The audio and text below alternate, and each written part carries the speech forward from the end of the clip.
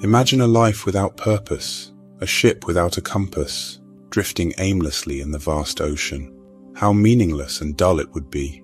Consider waking up every day without a real goal or reason to look forward to.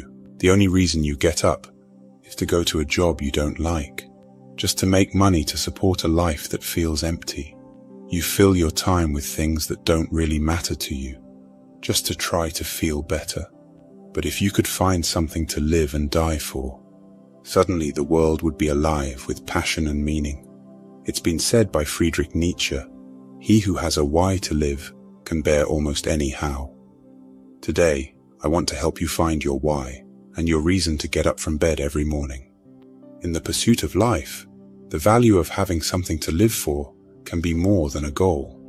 It's a mission, a calling that resonates deep within you. Mahatma Gandhi once said, "The best way to find yourself is to lose yourself in the service of others." He found his purpose in fighting for India's freedom. Think of Martin Luther King, Jr. He fought for equality, justice, and human rights. He once said, "If a man has not discovered something that he will die for, he isn't fit to live." He knew what he stood for, and it propelled him forward. His cause became his life's mission, his reason to live, and ultimately, something he gave his life for. Mother Teresa devoted her life to the service of the poor and sick. Her profound commitment to her purpose led her to say, "Not all of us can do great things, but we can do small things with great love." Her life is a vivid example of finding something to live and die for. Viktor Frankl, a renowned psychiatrist and Holocaust survivor, could be the best example of how to find something to live and die for. He believed that the primary human drive is not pleasure, but rather the pursuit of what we find meaningful. He said, "Life is never made unbearable by circumstances, but only by lack of meaning and purpose." Frankl's observations in the Nazi concentration camp made it clear that those who could find meaning in their suffering were more resilient and more likely to survive. While he was in the concentration camps, Frankl saw that people could be divided into two groups: those who had lost hope and given up on life, and those who still had hope and a will to live. The people who had given up were more likely to get sick and die. On the other hand, the people who kept hope and found meaning in their lives were more likely to stay alive. This showed him how powerful our beliefs and values can be, and how finding meaning and purpose in life can even help us survive in the toughest situations. Frankl was once in a situation where he could have escaped from a camp, but he chose not to. Instead of going after things like money, fame, power, or even his own freedom, he stayed to take care of the people who needed him. His purpose, which was helping others and staying with them, was so important to him that he was ready to risk his life for it. Frankl's choice to stay and help others was a deep and meaningful sacrifice. He also wrote about people who couldn't cope with the terrible conditions of the camp. These people would say things like, "There's nothing anymore to expect from life." They had lost hope and meaning, and without these things, they began to give up on life. Without something to believe in and live for, people's minds and bodies would suffer, and they would lose their will to keep going. It's a powerful reminder of how essential finding meaning and purpose in your life can be, even in the most difficult times. Frankl said that each person should look inside themselves and think about their spiritual side to find what makes life special for them. He believes that every person has a special reason for living, and it's something they have to figure out for themselves. The big question is, how do you find what's meaningful in your life?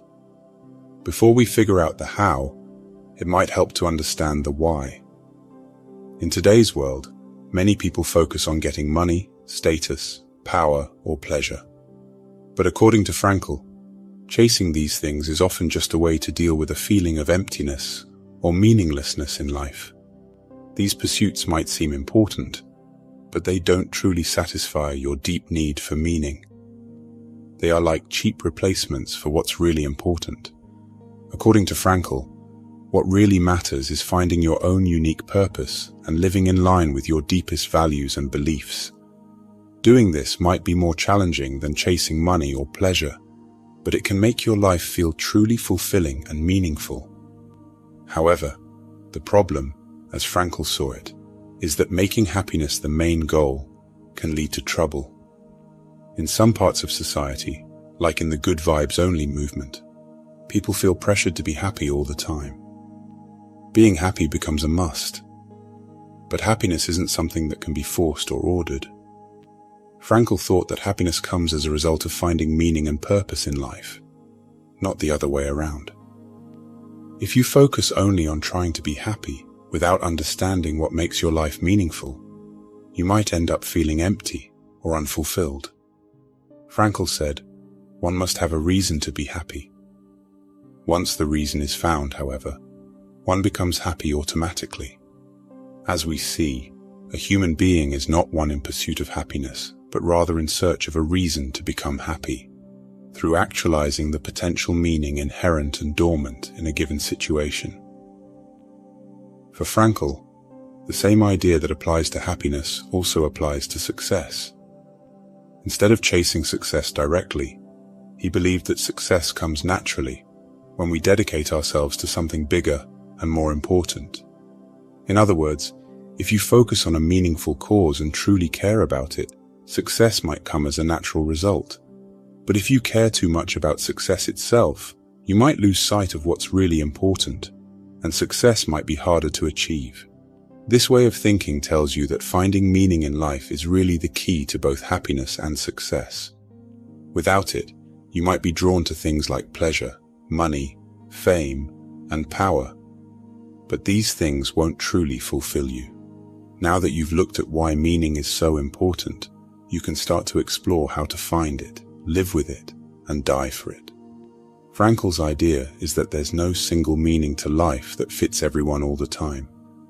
It's different for each person and can change depending on the situation.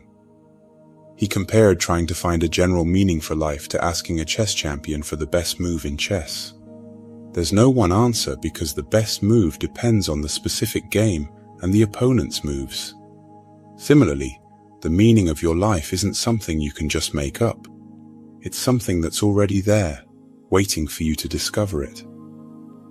For Frankl, you find your purpose by interacting with the world and understanding what the world needs from you. So finding meaning in life isn't about following a set formula or copying what someone else has done. It's about understanding yourself, paying attention to your specific situation, and finding what fits best for you at that moment. Frankl outlined 3 ways that people can find meaning in life: creating a work or doing a deed. This is about achieving something or accomplishing a task. It could be a big project, like writing a book or inventing something new, or it could be something simple and kind, like sharing food with someone who's hungry. Either way, it's about doing something that helps others or adds value to the world. Experiencing something or encountering someone. This path to meaning is all about connection. It could be connecting with people, appreciating nature, or understanding truth and beauty. Frankl talks about this as a form of love, because truly knowing something or someone requires caring deeply about it. This way of finding meaning is all about the relationships and experiences that enrich our life. The attitude we take toward unavoidable suffering. Sometimes life is hard, and suffering can't be avoided.